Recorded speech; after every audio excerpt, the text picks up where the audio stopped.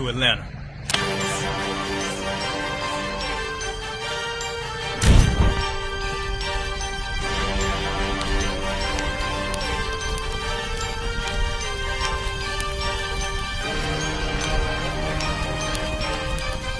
Christ, this Officer 5000, Jeremiah, the camp leader of Atlanta. Passover 2025, starting April the 9th, we got the lamb slaughter.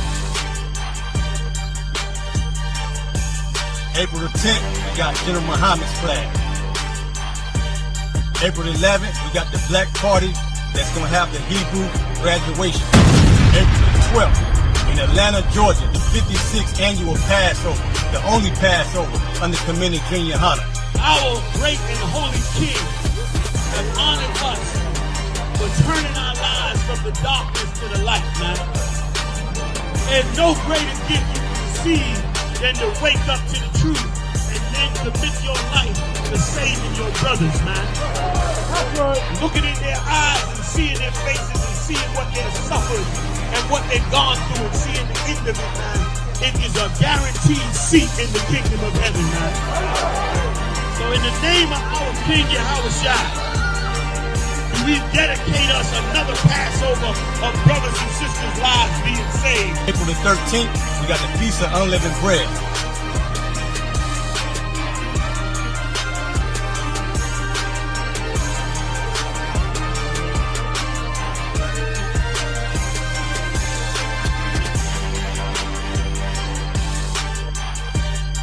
Shalom.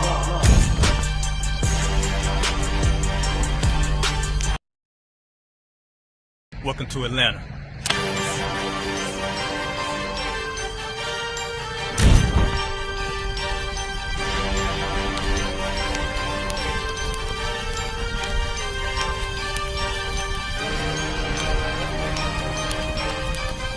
Christ, this Officer 5000, Jeremiah, the camp leader of Atlanta. Passover 2025, starting April the 9th, we got the lamb slaughter. April the 10th, we got General Muhammad's flag. April the 11th, we got the black party that's going to have the Hebrew graduation. April the 12th, in Atlanta, Georgia, the 56th annual Passover, the only Passover under Commander Junior Hunter. Our great and holy King has honored us for turning our lives from the darkness to the light, man. And no greater gift you can receive than to wake up to the truth and then commit your life to saving your brothers, man. Looking in their eyes and seeing their faces and seeing what they've suffered and what they've gone through and seeing the end of it, man. It is a guaranteed seat in the kingdom of heaven, man. So in the name of our King Yahushua, we dedicate us another Passover of brothers and sisters' lives being saved. April the 13th, we got the Feast of Unleavened Bread.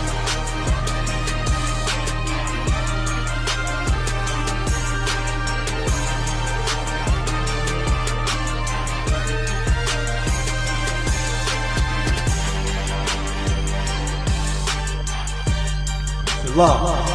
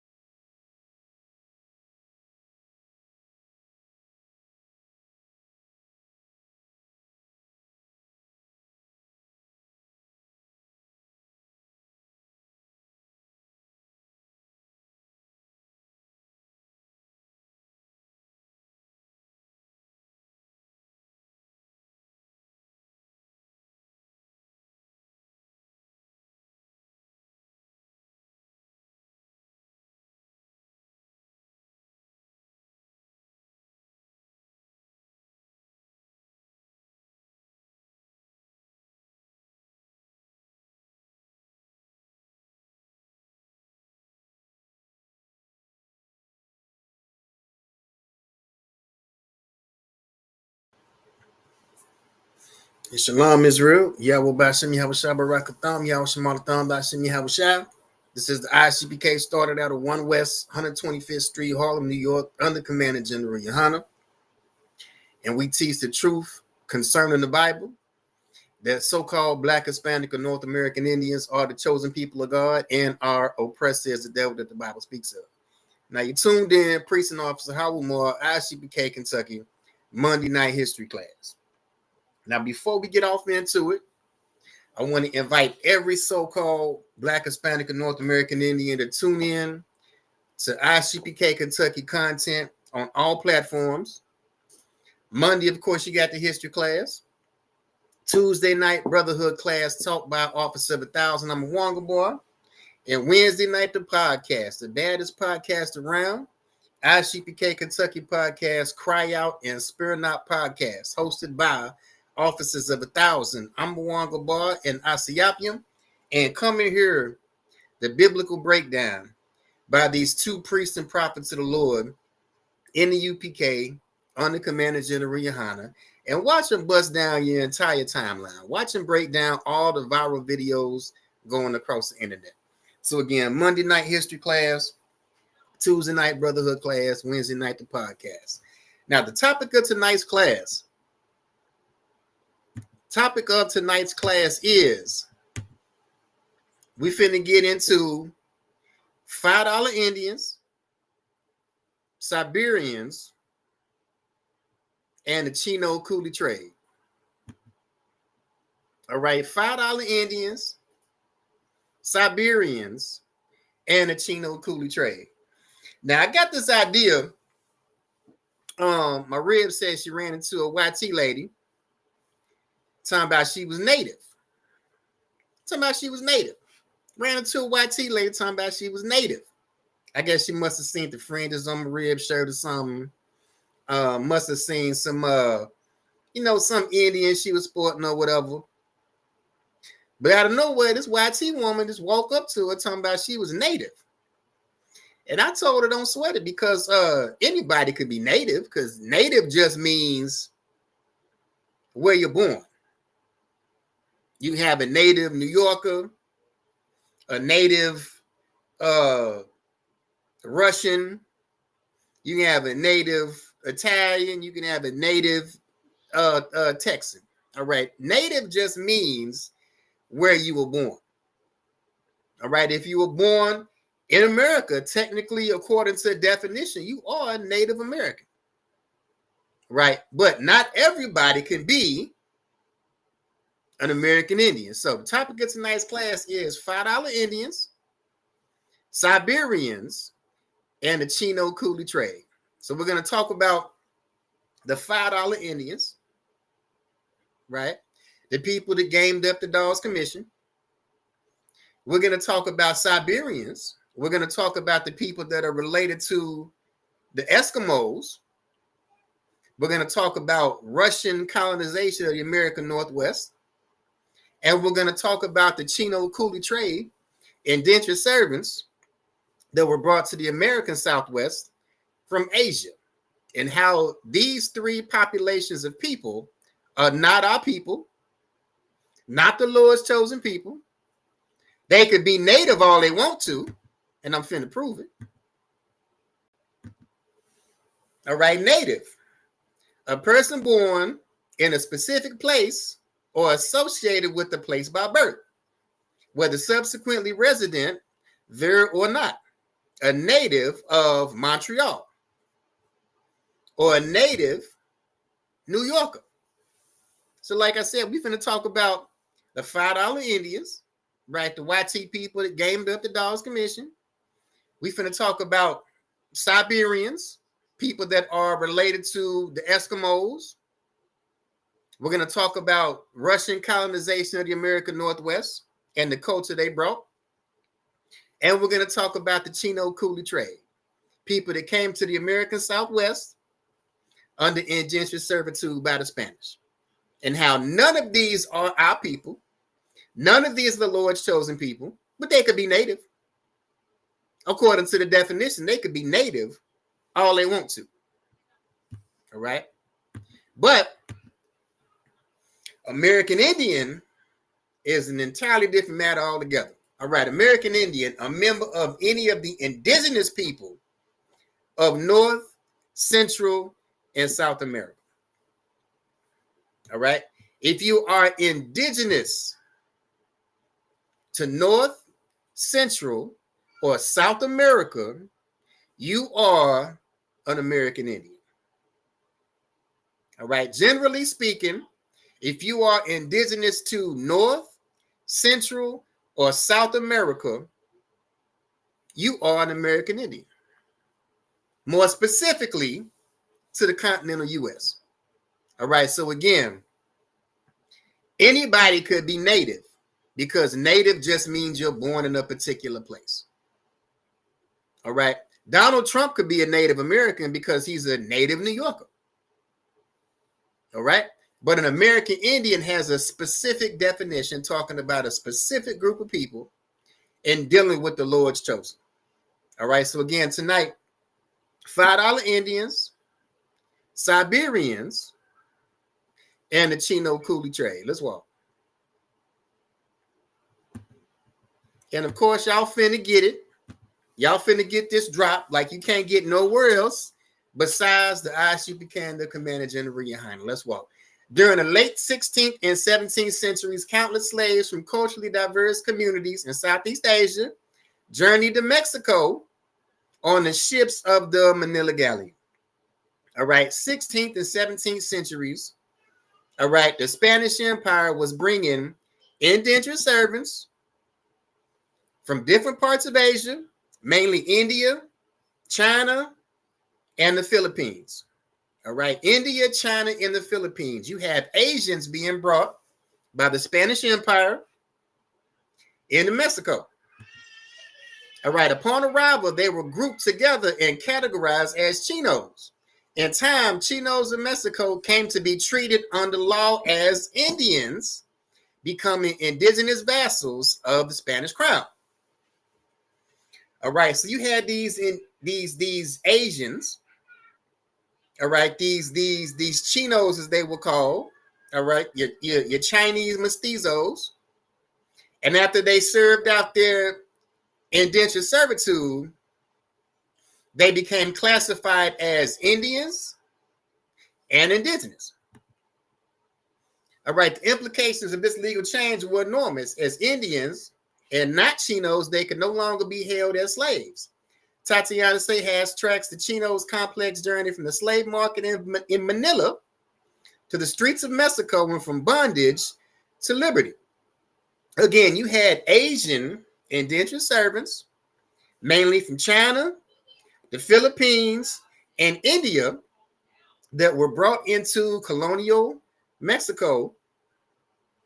And after they served out their indentured servitude, they were given the classification of an Indian or the classification of an indigenous person. All right, let's walk. When indigenous Americans met indigenous Filipinos, a rare interaction of the 16th century. All right, Luzon Indians or Filipinos were part of the crew and landing parties of Spanish galleons. Remember, we just read about the Manila Galleon.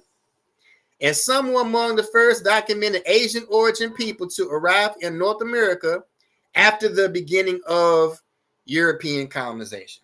Now, this right here debunks the whole Bering Strait ideology or the whole Bering Strait theory about how indigenous people got to the Americas. All right. Nobody walked over no damn ice bridge 30,000, 50,000, 70,000 years ago. But a few hundred years ago, you had Asians that were brought in Spanish galleons to serve out indentured servitude in colonial Mexico. All right, let's walk. All right, following the Mexican-American War, the United States gained a vast territory, including what is now California, Nevada, Utah, Arizona, and parts of New Mexico, Colorado, Wyoming, from Mexico in a region known as the Mexican Cession.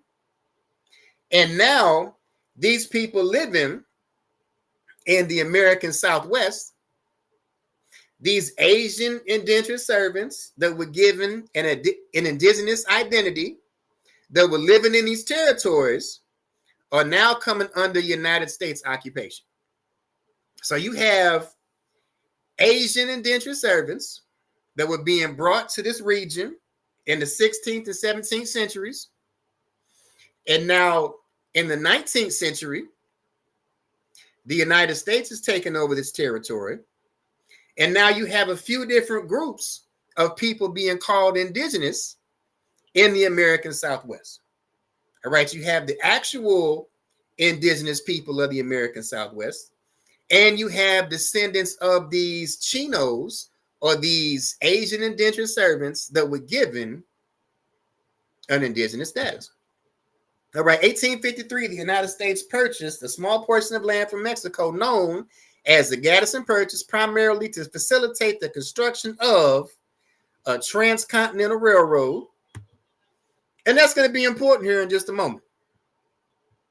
All right, that's going to be important here in just a moment. So again, to recap, in the 16th and 17th centuries, you have Asian indentured servants, mainly from India, China, and the Philippines. They were being brought to colonial Mexico by the Spanish Empire. All right, including the American Southwest. All right, in the 1800s, after the Mexican-American War, when the United States acquires all of this territory from Mexico, the American Southwest, you now have two groups of people that are called indigenous. You have the actual indigenous people, and then you have descendants of Asian slaves that are also being called indigenous. And it's going to be important when we're talking about these railroads. All right, December 25th, 1868, Reconstruction, President Andrew Johnson issued a proclamation extending a full pardon and amnesty to all who supported the Confederacy. With pardons granted, former Confederate officials and military officers, large landowners, and businessmen in the South were free to rebuild their lives after the Civil War. Large landowners, many of them former enslavers, had to come to terms with emancipation.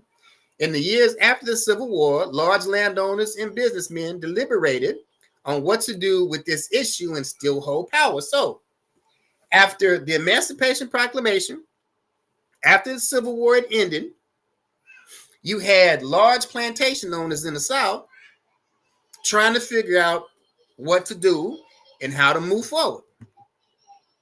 All right, the railroad company commissioned to construct the railroads from California to the east. The Central Pacific Railroad hired thousands of Chinese laborers for the project.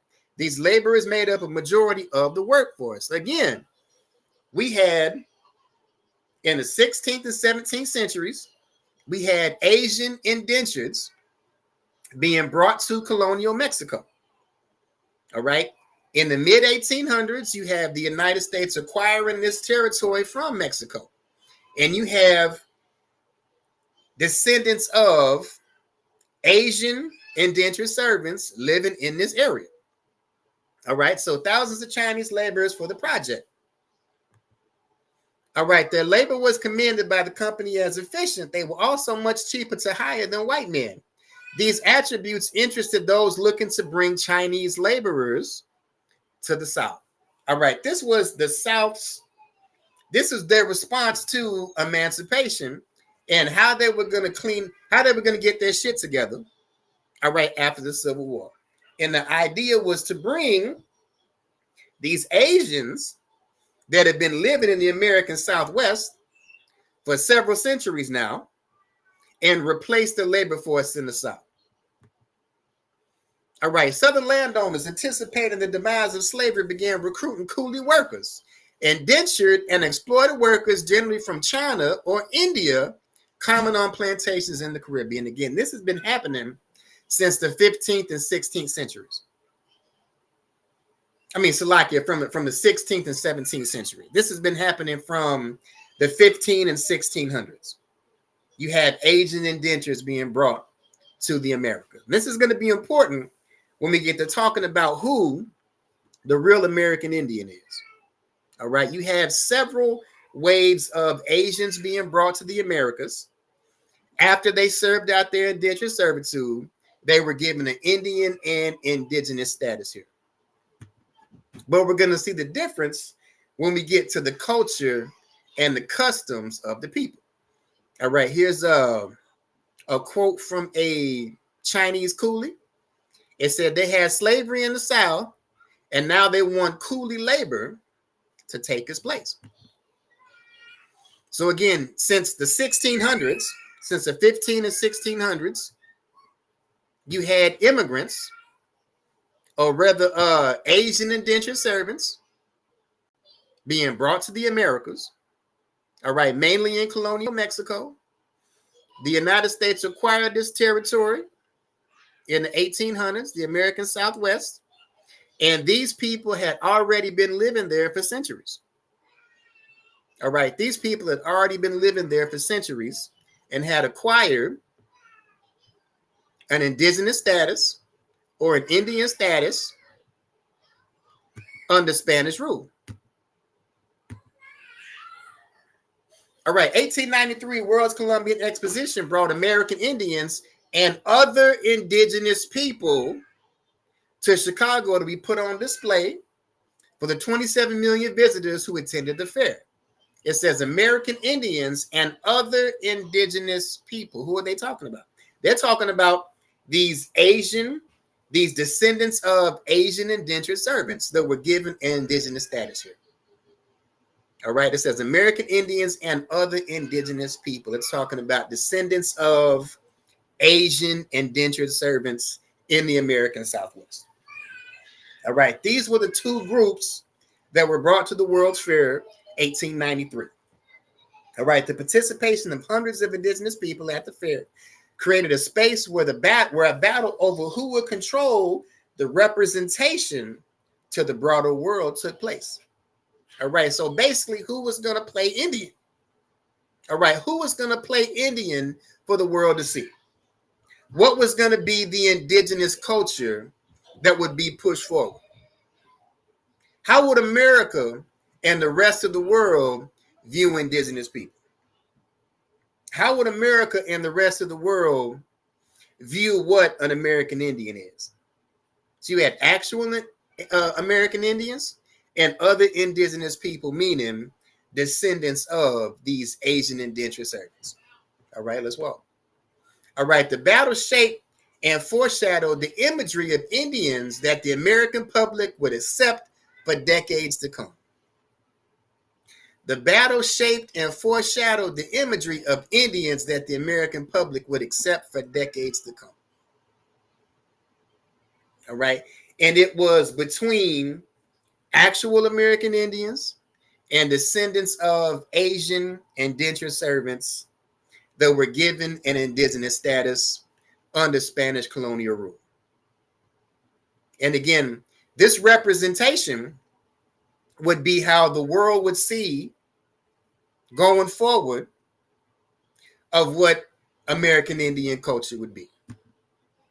All right, 1732 to 1867, the Russian Empire laid claim to the northern Pacific coast territories in the Americas. Russian colonial possessions in the Americas were collectively known as Russian America, 1779 to 1867. How many people knew that Russia had colonies in North America? How many people knew that Russia had colonies in North America? All right, 1732 to 1867, the Russian Empire laid claim to North America's Pacific coast territories. Russian colonial possessions in the Americas were collectively known as Russian America, 1779 to 1867. It consisted mostly of present-day Alaska, all the way down to outpost of Fort Ross in California. So you had Asians that had been living in the American Southwest since the 1500s. And you had Russians and Siberians living in the American Northwest since the 1700s. So you had several groups of people here by the time the United States acquired all of this territory. And all of them were considered indigenous or American Indians, but only one are our people. Only one group is the chosen people of God. All right, let's walk.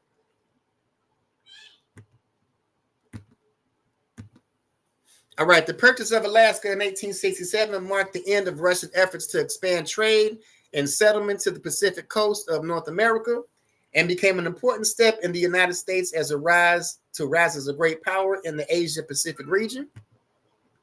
Russian colonization led to a mix of European and Asian cultures, with indigenous people adapting to new conditions. All right, source features of indigenous people of Siberia and North America.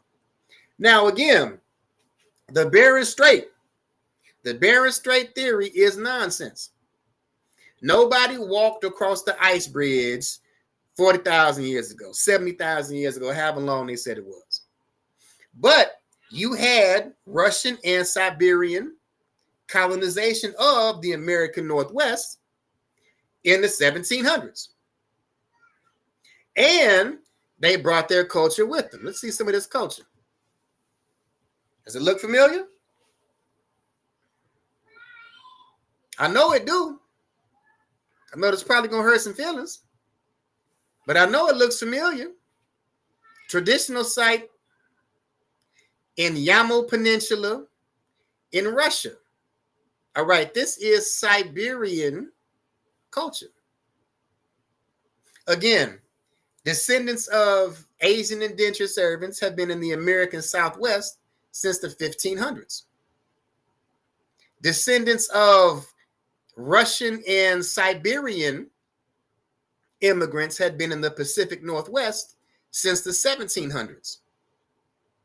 So you had three different groups of people living in the American West by the time the United States acquired all of this territory. You had the actual indigenous people. You have descendants of Asian indentured servants. And you have descendants of Russian and Siberians in the American Northwest. And this was the culture they brought with them. I know it's probably going to hurt some feelings. I know it looks familiar. All right, the precursor to the modern teepee. The Siberian chum is made of fur poles and covers of reindeer hide. The precursor to the modern teepee comes from Siberia. Again, the Bering Strait theory is nonsense. Nobody walked across the Bering Strait 40,000 years ago, but you did have Siberians and Russians in the American Northwest since the 1700s. I know it looks familiar. All right, Tibetan tombs in ethnocultural complex in Russia. All right, this was some of the culture that these foreigners were bringing to the Americas. All right, this is not American Indian culture. Sorry. All right, but this is. Grounded in archaeological investigation, their essays illuminate the distinctive log cabins developed by various southeastern groups, including Cherokee, Creek, Choctaw, and Catawba peoples. All right, the American Indians in the South, in the American South, Mississippi, Alabama, Georgia. All right, our people in the American South, we built and lived in log cabins.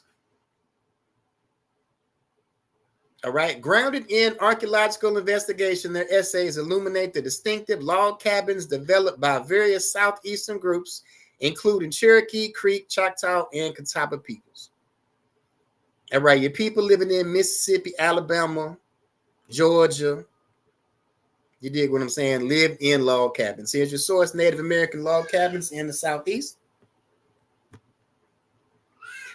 The Manila Galleon trade. We read about that earlier. how the Spanish galleons were bringing people mainly from India, China, and the Philippines. All right, influenced Native American culture by introducing large influx of Asian goods like silk, porcelain, ivory, which impacted art, clothing styles, and dietary habit. All right, the Manila Galleon trade. All right, the trade that brought in Asian indentured servants from China, India, and the Philippines influenced Native American culture. Part of that culture is clothing styles, and now you won't be able to unsee it. Now you won't be able to unsee it. All right, this was the Asian influence in culture. All right, from these Chinese mestizos, from these Chinos, these Coolies. All right, indentured servants that were brought in by the Spanish Empire. All right, now you can't unsee it. All right, so much like the TP that's foreign. All right, these costumes with these bright ass colors are foreign too. This is also foreign culture on indigenous people, on the Lord's chosen people. All right, let's walk. But what is? Let's get down to some of this. Let's get down to some of this real American Indian culture coming out the American South. We just read about how log cabins is what we lived in the American South.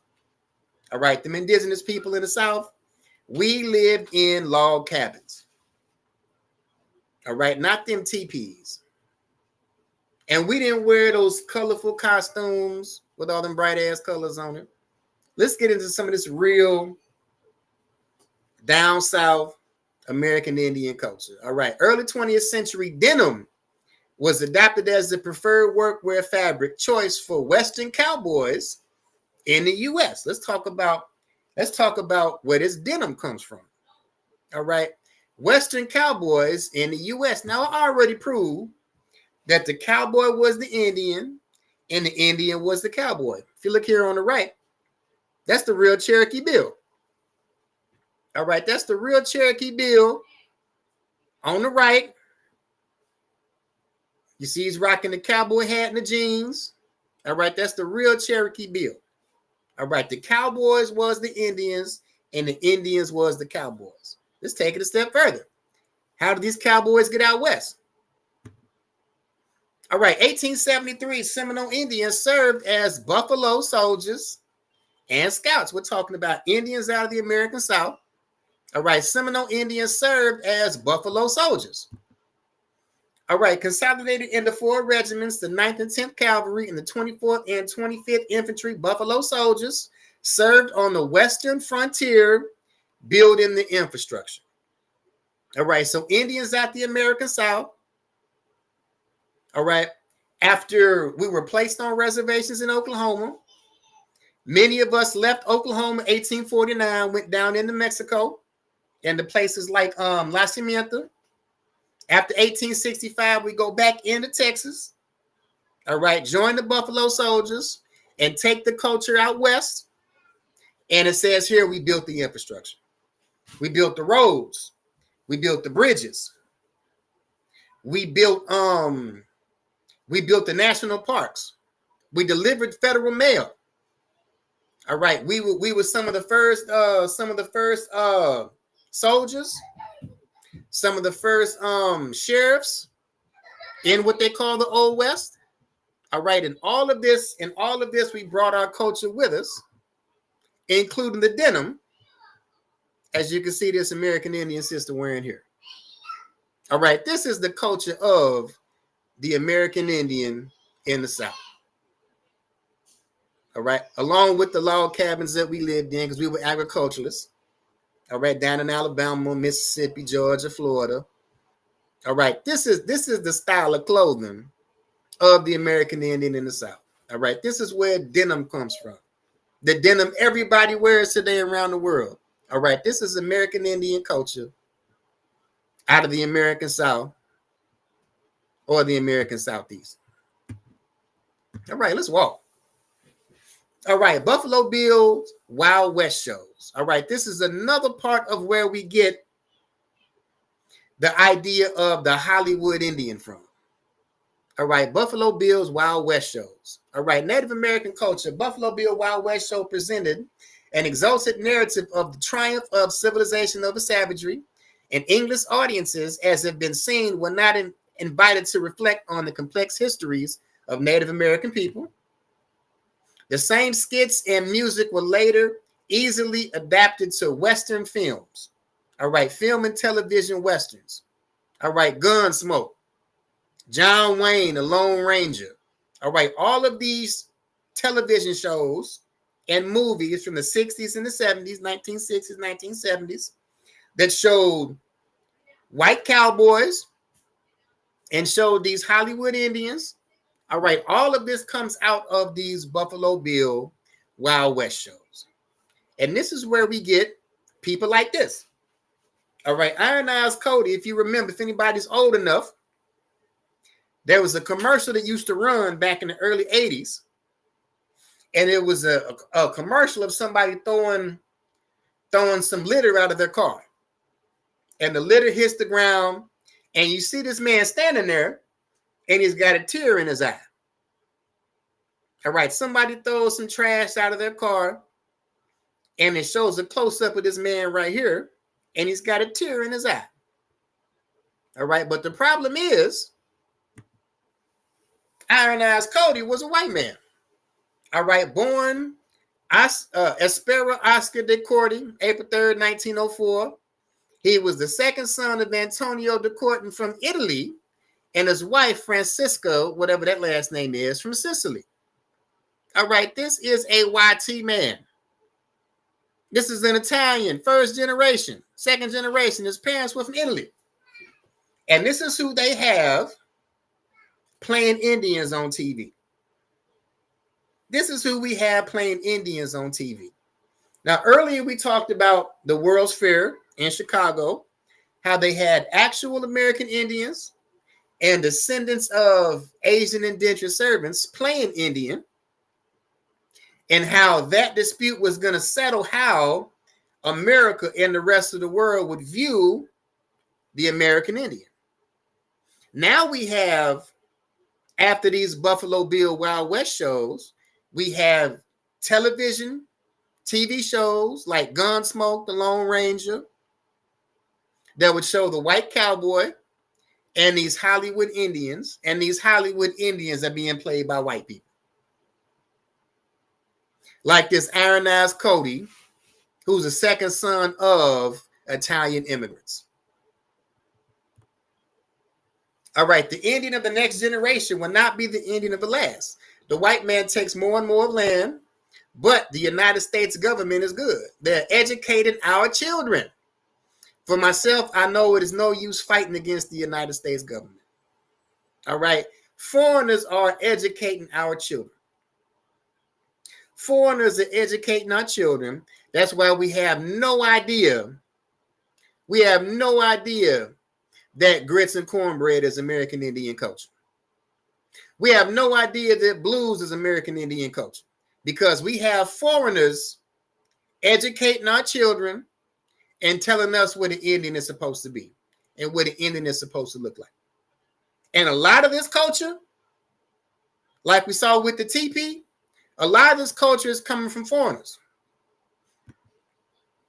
All right, how the Pilgrim became the Indian. Fur traders and British government agents dealing with the southern tribes in general, and the Cherokee in particular, were nearly all of Scottish ancestry.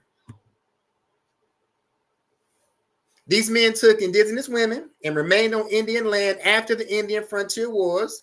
Their mixed-race children later became significant leaders among the 5 civilized tribes.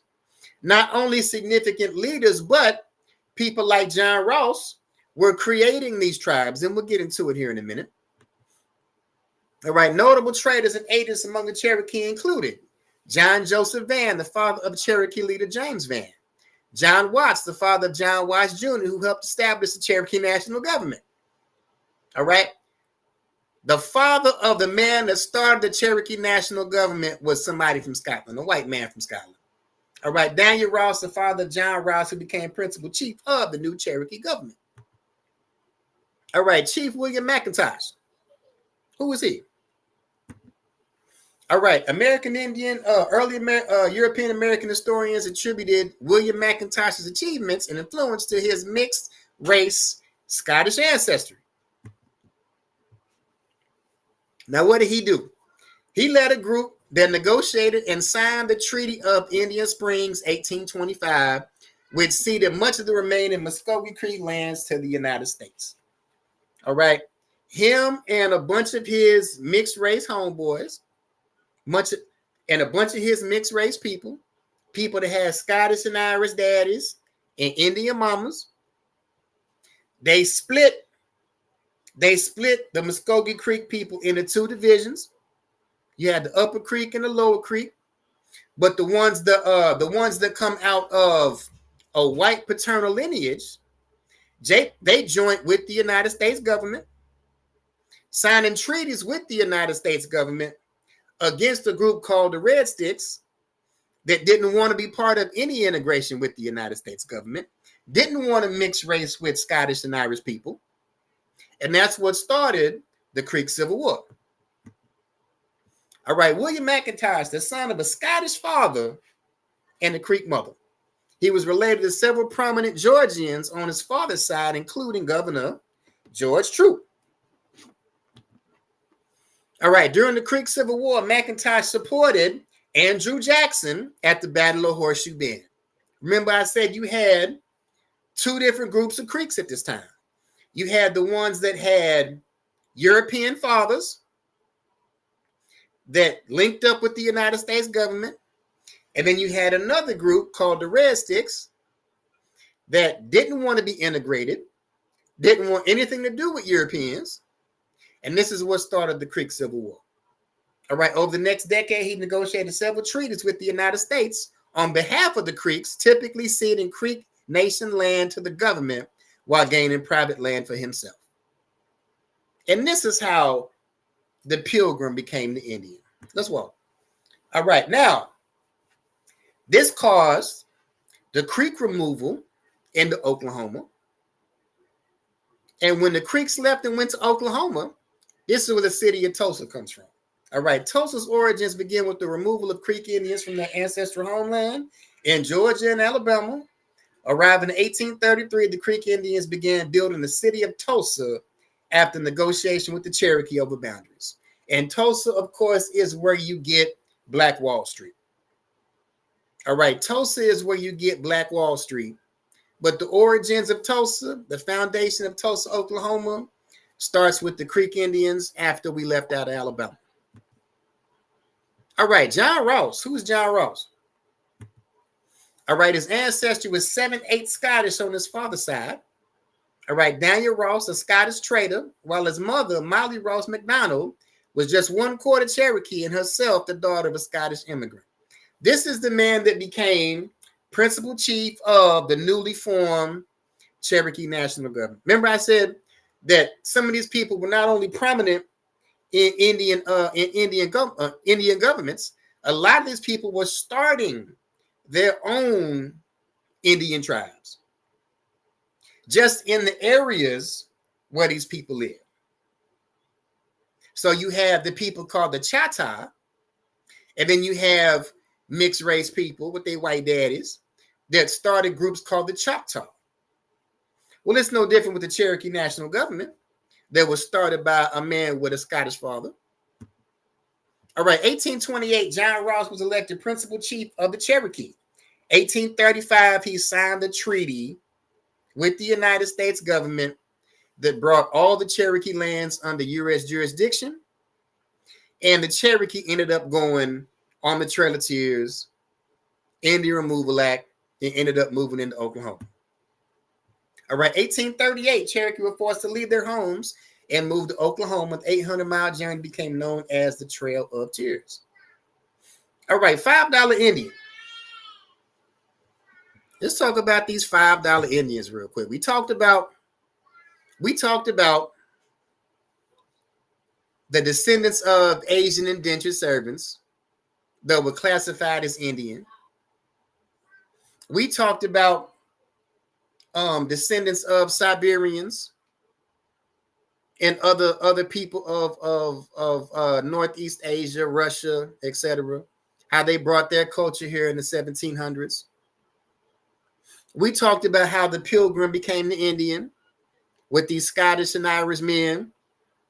They had children with Indian women, and these children and grandchildren ended up becoming prominent members of these chiefdoms, or like the Cherokee, where these people actually started their own tribe in the area where the actual Indians live.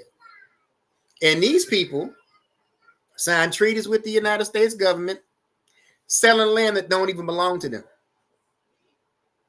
because they had European fathers and European grandfathers. The land don't even belong to them, but they were selling it to the United States for their own benefit. And then Indians in the South got removed from their homelands and moved into Oklahoma. But now let's talk about this $5 Indian real quick. All right, 1887, the U.S. Congress passed the Dawes Act. The law converted the traditional system of land ownership into private property and land ownership. Before it could convert the land into private property, the U.S. government had to determine which Native Americans were eligible for property. For this to happen, the U.S. government had to make a criterion of what makes a person Native American and therefore eligible. I said earlier, at the World's Fair in Chicago, you had American Indians and descendants of Asian indentured servants, and how this contrast of culture would be how America would look at what Indian culture is from here on out. We talked about the culture of the Buffalo Bill Wild West shows and how that ended up becoming old Western TV shows like Gunsmoke, The Lone Ranger, and the idea of the Hollywood Indian. Well, the Dawes Commission was started so that the United States could give their own criteria of what an Indian was. The United States government decided who could and who could not be an Indian. It's going to be important when we talk about who the actual Indian is here in a minute. All right, the U.S. government also had to make an official list of who was Native American. This list became known as the Dawes Rolls. These were opportunistic white men who wanted access to land. All right, opportunistic white men who wanted access to land. These were people who were more than happy to exploit the Dawes Commission and government agents, and for $5 willing to turn a blind eye to corruption. All right, authentic American Indians didn't trust the government and chose not to register with the Dawes Rolls. The U.S. government never acknowledged these people as Native Americans, and it excluded them from land and benefits. All right, so what is a Native American? Did you know that the term Native American originally applied to a political party in the mid-1800s? It had nothing at all to do with the Lord's chosen people. It had nothing at all to do with indigenous people of the Americas. But the Native American was a political party, an anti-immigration party in the United States in the mid-1850s. All right, this party was officially known as the Native American Party. So again, the term Native American never originally meant or had anything to do with indigenous people of the Americas. Native American was a political party, an anti-immigration political party in the United States in the mid-1850s. Native American was used by the descendants of European immigrants long before it was used to refer to Aboriginal populations in the Americas. This political party merged into the Republican Party. That's why I said at the beginning of class that anybody could be Native. All right. Donald Trump is a Native American by definition because he was born in America. All right. Native American was used by the descendants of European Americans generations before it was used to refer to Aboriginal populations of the Americas. That's why I said they can have the word native. They can have the word native because it just means where you're born. Native New Yorker, Native Italian, Native American. All right. But there's only one American Indian, and we're talking about the indigenous people of North, Central, and South America, the chosen people of God. All right, now we got Chuck Hoskin Jr., all right, chief of the Cherokee, with his Cherokee kinfolk here. Now I'm not gonna, say who's who and what's what. That's a job for a colonizer. But just take a look. Again, I'm not gonna say who is and who isn't Indian. All right, that's a colonizer tactic. All right, the United States government already decided who they were going to allow to be Indian. But this is Chief Chuck Hoskin Jr. with his Cherokee kinfolk. Here's Big Chuck, Chuck Sr. This is the father of Cherokee Chief. And again, I'm not saying who's who and what's what. All right, the government already decided through the Dawes Commission who was and who wasn't going to be Indian. And if this is who the United States government says is an Indian, hey, go ahead and do your thing. All right, Cherokee Tribal Youth Council 2016, take a look. Now, I'm not accusing nobody of nothing. I'm just saying take a look. All right, Great Seal of the Choctaw Nation. Great Seal of the Choctaw Nation. Now, I've seen old pictures of Choctaw Indians. Late 1800s, early 1900s. I've seen old images of Choctaw Indians. All right, down in Mississippi. I've seen old images of Choctaw Indians and Choctaw freedmen. I don't know who this is. I don't know who this is. But she got her Trail of Tears t-shirt on. She's got her Trail of Tears t-shirt on. So what you telling me is that her ancestors got kicked out of Mississippi and Alabama and moved to Oklahoma? Okay. You got it. All right, here's Choctaw Chief Gary Batten. Again, I'm not passing judgment. You dig what I'm saying? I'm not saying, look, like I said, through the Dawes Commission, the United States government decided who a Native American was going to be. Through the Dawes Commission, the United States government decided who the Native Americans were going to be. So here's your Choctaw Chief Gary Batten. All right, we got his mama, Dolly Clay.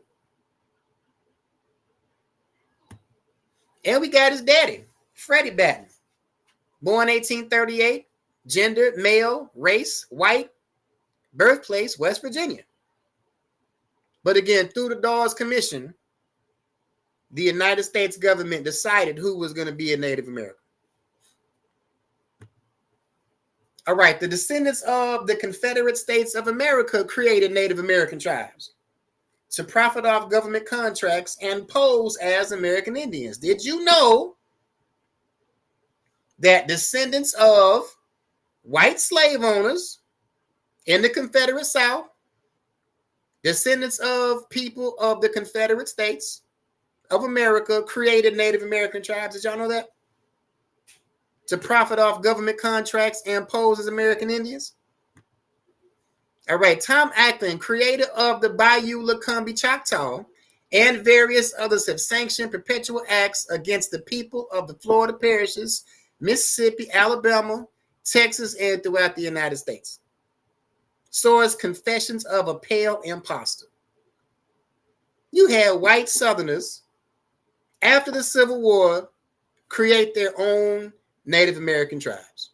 And Tom Macklin is one of them.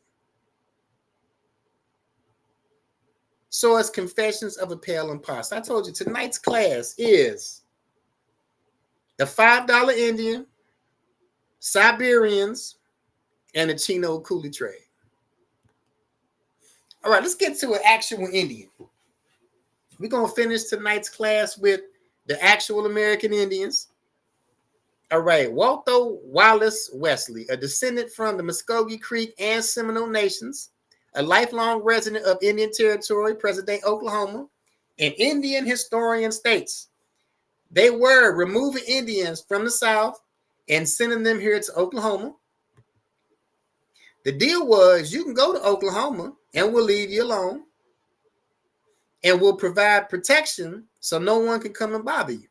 Y'all can be Indians all you want to, but you have to turn over your land.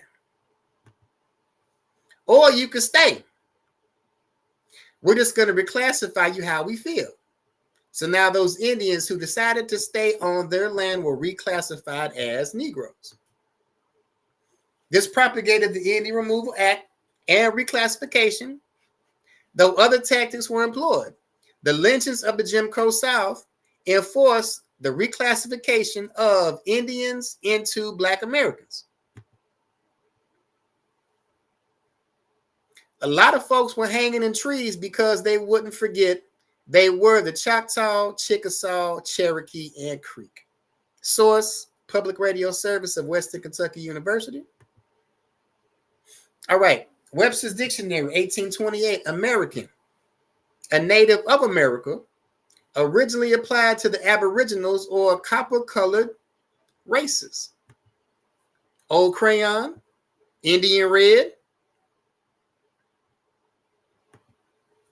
All right, Walter Plecker ran Virginia's Bureau of Vital Statistics, which was established in 1912. Plecker, a practicing eugenicist, changed birth certificates, marriage licenses, and other documents of so-called Black Indians. He even wrote letters to census takers giving them instructions on how to categorize.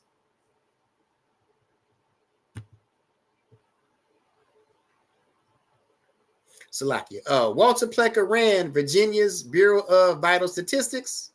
Plecker, a practicing eugenicist, changed birth certificates, marriage licenses, and other documents of so-called Black Indians. He even wrote letters to census takers giving them instructions on how to categorize so-called Black Indians. All right, here's Walter Plecker. Here's him rolling with Marcus Garvey. Different topic for a different class. All right, his Racial Integrity Act, 1924, further destroyed the identity of the so-called Black Indian by changing the categories on documents to simply white and Black. At this point, Black Indians in this region went from colored to Black, which we know was followed by Afro-American and then African-American. All right, the people in question. All right, now we talked about the Dawes Commission earlier and how the Dawes Commission decided who qualified to be a Native American, who was going to be an Indian in the eyes of the United States government. And then you have a group of people that were known as the freedmen. All right, if you look and see any of your ancestors on these Indian freedmen rolls, this is who they're talking about. All right, freedmen are American Indians. The aim of this pictorial is to demonstrate that the domestic slave trade had reduced ethnic Native Americans to African slaves for sale, and that they too had been freed and or received the benefit from emancipation. All right. Again, the United States government decided who was going to play Indian, who was going to be a Native American on these Dawes rolls, and there was a section for Indian freedmen. And if you have any Indian freedmen, all right, Creek freedmen, Cherokee freedmen, And when you look into your ancestry, look into your family tree, if you have any of your ancestors that were on these freedmen rolls, these are the actual American Indians. But it said the domestic slave trade had reduced ethnic Native Americans to African slaves. We read earlier how Walter Plecker and Virginia was changing birth certificates, changing marriage license to read just black or white in order to destroy the identity of the American Indian. All right, Adam Grayson, Creek freedman. All right, Morris Shepherd, freedman. You see, he's got the cowboy hat. All right, the same culture we had in the South. All right, Carrie William Hall, Chickasaw freedwoman. Now, here's what happened. Here's what happened. All right, March 3rd, 2007 resulted in a passage of a constitutional amendment that excluded the Cherokee freedmen descendants from citizenship. All right, so the freedmen were excluded from citizenship in these governments. All right, specifically the Cherokee. Now, we saw the Cherokee chief earlier. What does people name? And to me, they don't pass the eyeball test. But again, it's not for me to say who is or who isn't.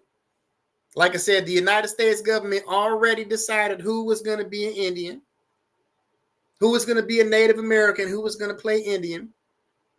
But the freedmen were denied citizenship.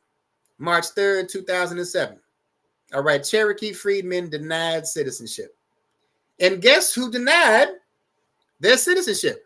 This man right here, Chadwick Smith.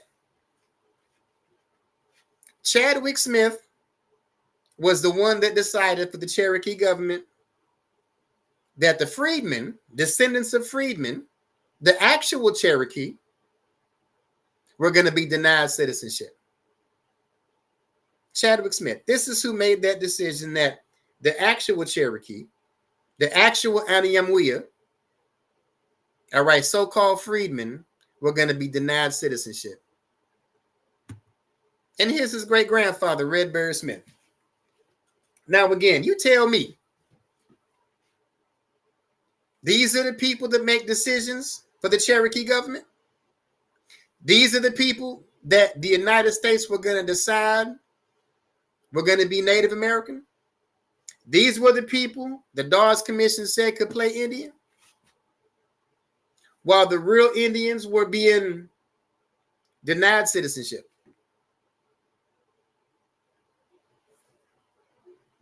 So we're going to go ahead and drop that. Let's go into the Bible. Ecclesiasticus 12:12 in the Apocrypha. It says, set him not by thee, lest when he hath overthrown thee, he stand up in thy place. Neither let him sit at thy right hand, lest he seek to take thy seat, and thou at the last remember my words and be pricked therewith. All right, set him not by thee. Talking about our enemy. All right, talking about our enemy. All right, the so-called white people, the YT people. All right, the devil that the Bible speaks of, Esau according to the Bible, our enemy, our open enemy. It says, set him not by thee, lest when he hath overthrown thee, like we just read about with the Cherokee National Government, and how the United States was going to decide who was going to be an Indian, who was going to play Indian, who was going to be Native American. And we see a man who looks to me to have a white paternal lineage deny Cherokee freedmen, the actual Cherokee, deny them from having citizenship. When he hath overthrown thee, he stand up in thy place. And that's exactly what our oppressor has done. Our oppressor has stood up in our place as the landlords of the Americas. All right, neither let him sit at thy right hand, lest he seek to take thy seat. And that's exactly what he's done. And thou at the last remember my words and be pricked therewith. All right, the Bible says, remember these words. All right, the Bible also says what was written aforehand was for our learning. All right, we should learn from our historical mistakes, the historical mistakes we made with our enemy, and integration being one of the biggest ones. Not only just the integration that happened in the 1960s, I'm also talking about the integration that happened with the Creeks down in Alabama. How a certain group wanted to be integrated with the United States and went to war with the Red Stick group that didn't. All right, learn from our mistakes in history. All right, so with that, we'll go ahead and end the class. All right, ISUPK Kentucky Monday Night History class. Again, tune in every Tuesday, Brotherhood class, Office of 1,000, number Wonga Boy. All right, Wednesday night, the podcast, Cry Out, Spirit Not, 9 p.m., 10 p.m. And with that, we'll go ahead and end it. I appreciate y'all tuning in. All right, Shalom, Yahweh Bashem, Yahweh Shabarakatham, Yahweh Shemalatham, Bashem, Yahweh Shah. Class dismissed.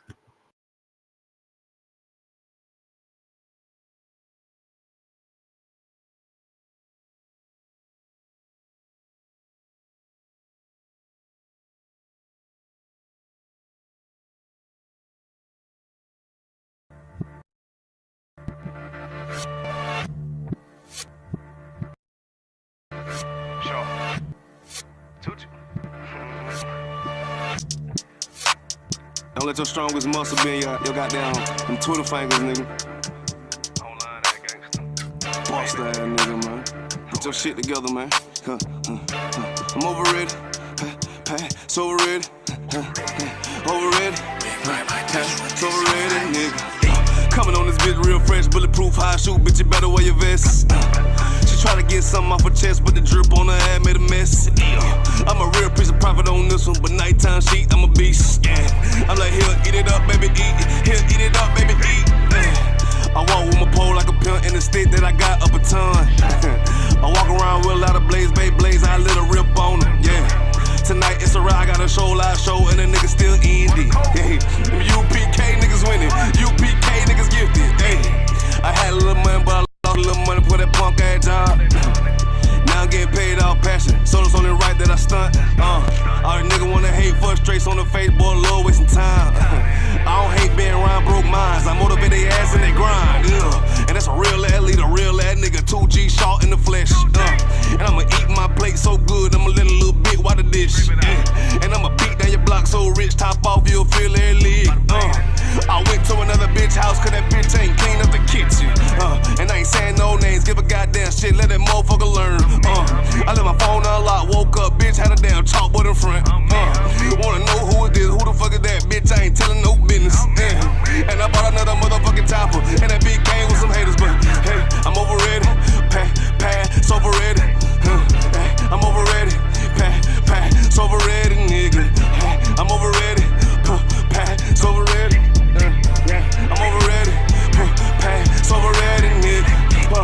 I pass overrated, my money coming steady, I'ma rock out my good talk. Hey, the women looking good, got them white cross, I was trying to see who got good talk. South Carolina, where them 5 thick women, they better know how to cook up. Hey, never take the bitch from scratch, that'll keep a nigga, yeah, on stop. I be in Atlanta with the hitters, zone 6 rockin' with a nigga. Had a nigga walk up to a G, but couldn't get past my security. Yeah, I go like that's my dog already, and the police too official. Niggas in the world traumatized, tryna buy a trip off a nigga. But we gon' keep the shows coming, keep these hoes running hill for a change, he'll fly. But I gotta keep my fly slide on me, cause these nat bitches lying. I'm in North Carolina, do a real big shit, I been got new ties. If you ain't round broke, boy, you tired. But me and my niggas, yeah, pass overrated, pass overrated, overrated, pass overrated, nigga, pass overrated, pass overrated, overrated, pass overrated, nigga. It's the pass overrated, man, mixtape, EP, whatever you wanna call it. I'm feeding y'all more, y'all run this shit up, man. Do this shit for the Lord, man. Pass overrated, man.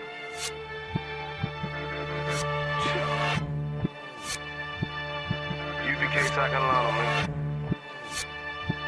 Shaw 2G.